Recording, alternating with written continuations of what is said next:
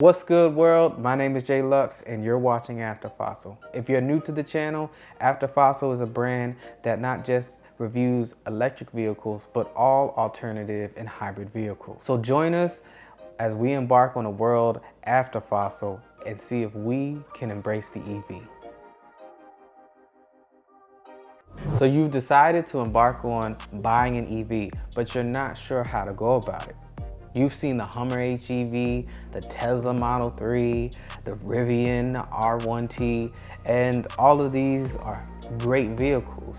But maybe you're not ready to fully dive into an all-electric vehicle.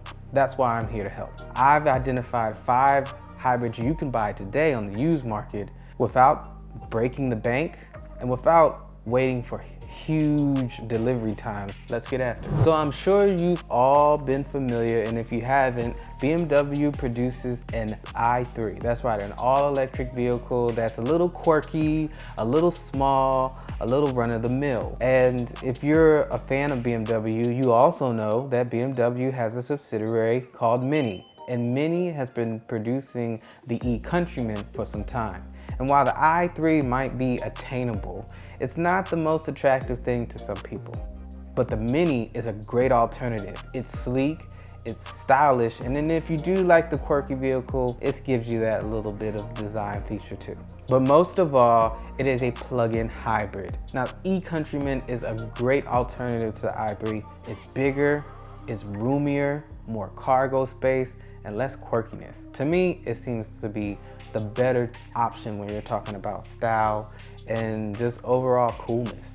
Why isn't a full EV like the i3 or even the new introduced i4?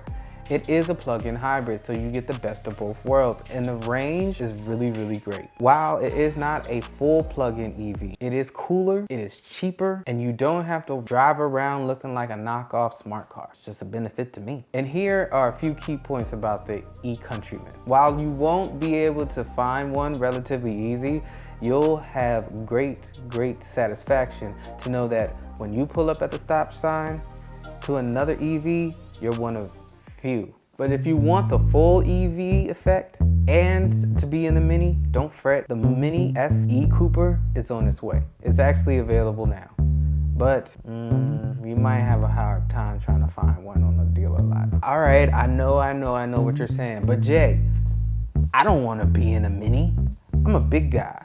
I like space. I like luxury. Well, my next choice will give you all that plus more. In fact, it's a great bargain on the used market. I'm talking about the Cadillac Escalade hybrid. That's right, Cadillac from 2010 to 2013 made a hybrid version of its V8 powered super luxury SUV.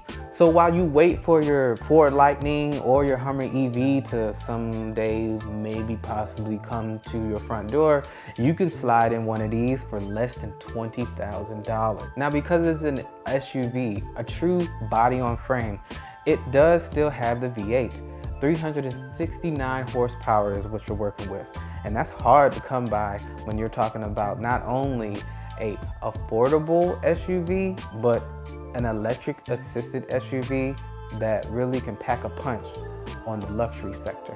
Unlike the e-Countryman, it's easier to find on the used market, and you can get one of these for less than $20,000. That's right, a full hybrid electric gas V8 SUV with all the bells and whistles you can imagine, not to mention, come on, you're getting the same gas mileage as a Toyota Highlander. That sounds like a win-win to me. And if you're worried that if it's a good buy or not, at least you get some reassurance. I mean, it says hybrid all over the vehicle, on the dash, on the side, back, it's everywhere. So here's some stats compared to our most anticipated EV of the year, the Hummer EV. And keep in mind, a lot of these statistics that I'm giving you are estimates. I mean, it says it on the GM website. But if you can't find a hybrid Escalade, they make a Tahoe and a GMC Yukon version. So pick one of the 3, you'll be good to go.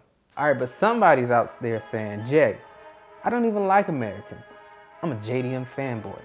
Well, my next pick is just for you. So you can go get a Honda Clarity and get tons of gas mileage, yeah, you could do that. You could look weird doing it too. Or you can get a Honda CRZ. Honda came back with the CRZ, similar to the CRX platform back in the late 1980s. Only this time, they made it into a hybrid sport coupe or a hybrid sports hatchback. You be the judge. Anyway, it's a two-seater, it's an EV, and it's sporty. You get the greatest Honda reliability. I mean, it's not the biggest or the greatest looking thing, but if you like a little bit of style and want to stick to the Japanese brand, the CRZ is the way to go.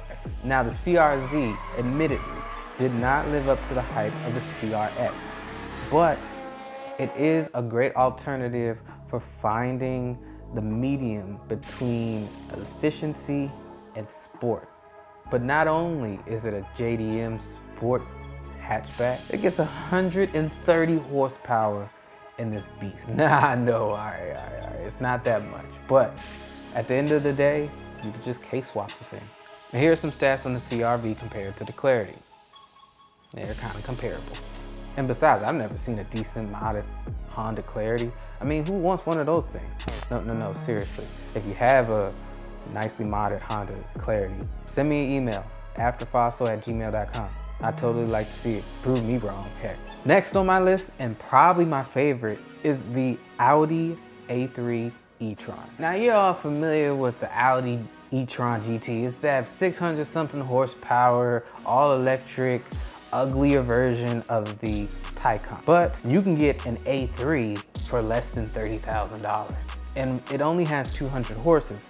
But do you really need 600 horses? Think about it, just think about it. When are you ever gonna use 600 plus horses? All right, so now back to the A3. You have the Audi 1.4 liter T. That's right, it's turbocharged. It's a plug-in hybrid, so you got your electric range there, and it gives you the sportiness of a GTI from MK6, MK7 generation. Now, the A3 e-tron has a great interior, has a lot of the most recent technology, and it just looks great.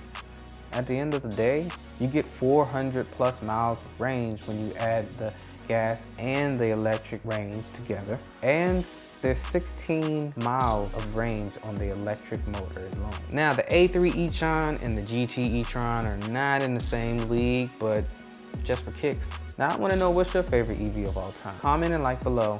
Be sure to subscribe and like us on Facebook, IG, and Twitter. The last one on this list has got to be the most reliable, valued, and luxurious option on the list. We're talking about the Lexus GS450H. Now, everybody knows somewhat about the LS500H, and if you're not aware, the LS500H is the flagship coupe of the Lexus brand, and it is phenomenal. The standard one gives you a nice V8, beautiful interior, and looks that are just out of this world.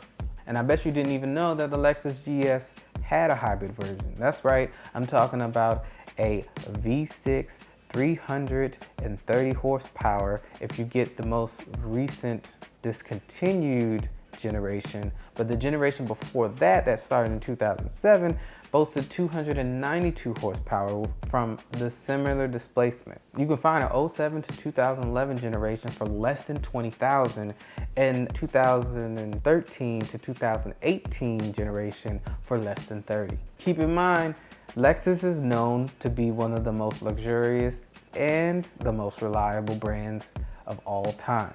And so you get that reliability, you get a hybrid, and you get an all-around good product. I mean, it's more rare than a well-maintained Maserati Quattroporte. And some stats on the LC500 and the GS450.